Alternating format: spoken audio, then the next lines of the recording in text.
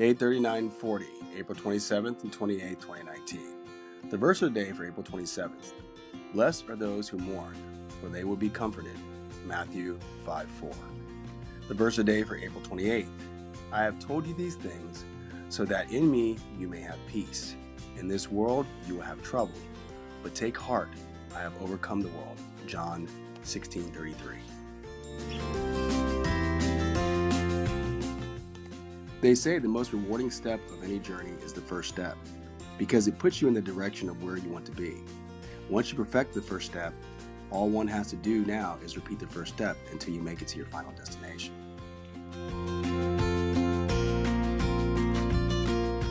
I decided to walk on Livingston Avenue that runs parallel to the National Road. I've been led here by my grandma. She wanted me to see the other side of me that others don't get to see. The streets are painted a little differently in this part of town. The street corners are filled with liquor stores and tobacco shops. Billboards and signs of addiction treatment centers, sexual abuse, and Planned Parenthood are reminders to the children of this community of their futures if they can live long enough to experience one. I was reminded a few miles back how my skin color isn't necessarily accepted and that it's good I'm just passing through. My skin wasn't light enough there, and I represent anyone of darker skin. This isn't the case because even darker skinned people look at me as an abomination. Most can't recognize my ethnicities and have no idea that I also have black roots in me. If I am ever approached, most ask me, "What are you?" or "Where are you from?" It's as if I have to prove my blackness, Asian, or Caucasian to those that feel like they are pure blood of some sort. Walking through the predominantly black neighborhood, I was looked down upon as just some homeless man or some white man that has extra time on his hands to walk across the country. No one stopped me to ask where I was going or what I was doing, like in the white neighborhoods. It makes me think that black neighborhoods have been so shattered with differences that the enemy truly is within. I decided to have lunch at Popeye's Chicken. As I entered the premises to set my gear down, a family that looked like they just came from church was sitting at the table next to me. When I sat down, they got up and moved to another table as to get distance from me. I could see the red-boned mother grab her daughter's chair to pull it closer and tell her not to stare at me. The husband gave an unsavory look as he was judging me for whatever reasons. Maybe it is my looks because I don't look black enough to him, or mulatto, black and white for those that don't know what mulatto means. Or I was just some homeless guy looking and begging for scraps. It was a very busy lunchtime, and I was now at the counter waiting for someone to take my order. The sharply dressed father approached the counter in front of me after a few minutes to complain about not having their food. He went on to posture about what he bought and spent and began to say insults under his breath, but we could all hear him. The manager apologized to him and gave him a refund and their meal. After his interruption, she then began to take my order. I could tell she was feeling anxiety from the rude customers. I asked her how she was doing, and she said she was good. I told her that's a lie, and I could see she isn't doing good because people think their money is greater than people serving them. So after I ordered my food and paid for it, I gave her the rest of my money in my hand and told her that the next customer that comes in and gives you a hard time, take their order, but when they want to pay, tell them their money isn't good here because God always provides. I let her know that when someone is upset or in a rush, that it isn't about you, but about them. They are probably having a bad day, and it will only spread to others unless you equalize it with love. Tammy was extra nice to me and brought my food personally to my table. She also brought the extra condiments to me without asking. She saw my gear and my flag, and I told her why I was walking across America. She began to tear up and tell me thank you, and she also had a friend who bicycled across a few years back. At this time, the little girl is staring and smiling. She asked her mom if she could get a bracelet, and the father said that I'm probably just another homeless person selling bracelets and that they will not feed my addictions.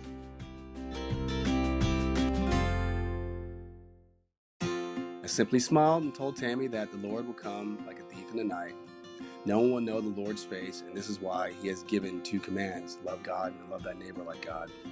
I think this may have embarrassed the father, and he decided to go to the counter and ask for a to-go bag for their food.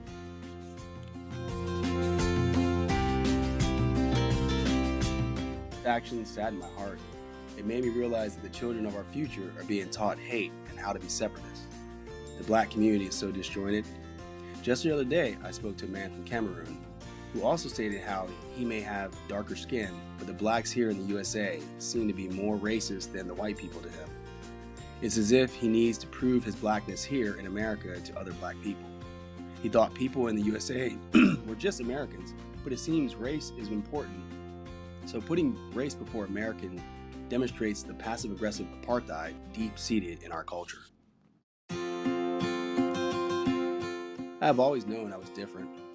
After all, I have long curly hair and high cheekbones.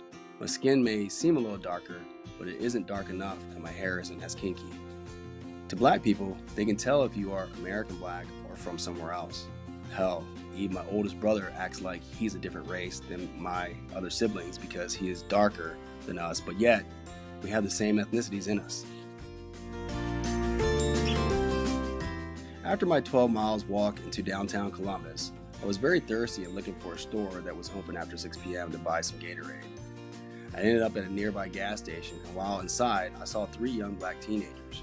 One of them was talking to the other, and all I could hear is the words blood and cuz, which reminded me of the terms used by the gangs I knew when I lived in Compton as a kid.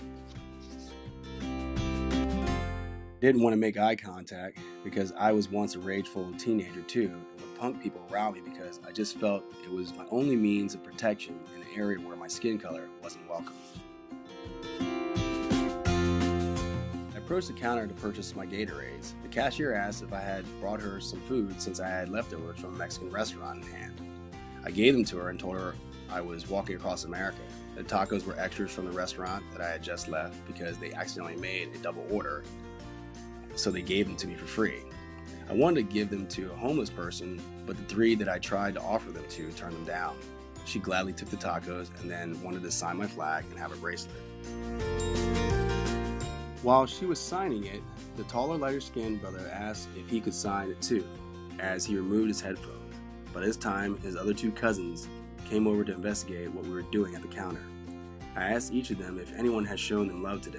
They all looked at me confused. So I told the cashier that I'm buying what they are getting because their money is no good here. It totaled $15. I told these children that my face is their face and that all of our faces are the same. We were just stuck behind them and not able to see the hearts of each other. I am a dying man, as we are all dying without trying. My heart condition will take me before any cancer will, but my God has given me so many glorious years of life and love. So what little time I have, I want those who have cancer or are susceptible to cancer to have the best fighting chances so they too can know the love from God like I do. Cancer doesn't care of your skin color, blood type, education, or any other titles or meaningless descriptions because it is a design from death himself. So if no one has told you they care about you or love you, then I want you to know that God sent me to give you this message. We hugged, and the children said thank you.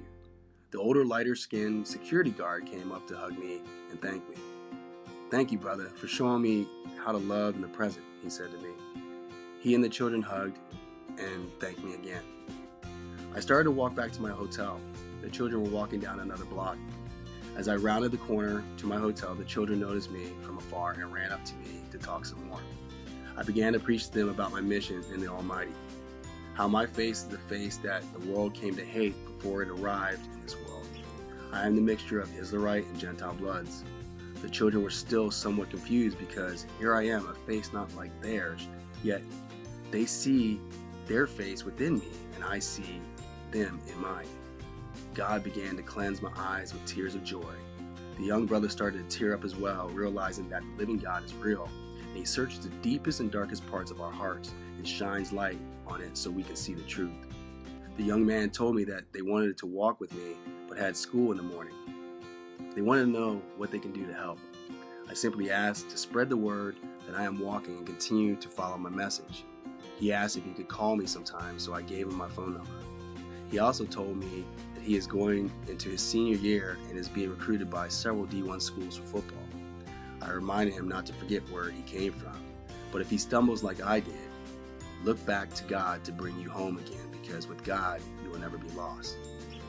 They had told me they lived in South Livingston and had been walking all over looking for a place that was open so they could pick up items that their mom sent them to go get. I told them that God had directed me to them and that they were the topic of love that the verse of the day was teaching me. Thank you for the beautiful roller coaster of emotions today, Grandma. She revealed to me the message in today's verse. I have told you these things so that in me you may have peace. In this world you will have trouble, but take heart. I have overcome this world. John 16:33. So do all actions in love. Thug life. The hate you give little infants fucks everyone.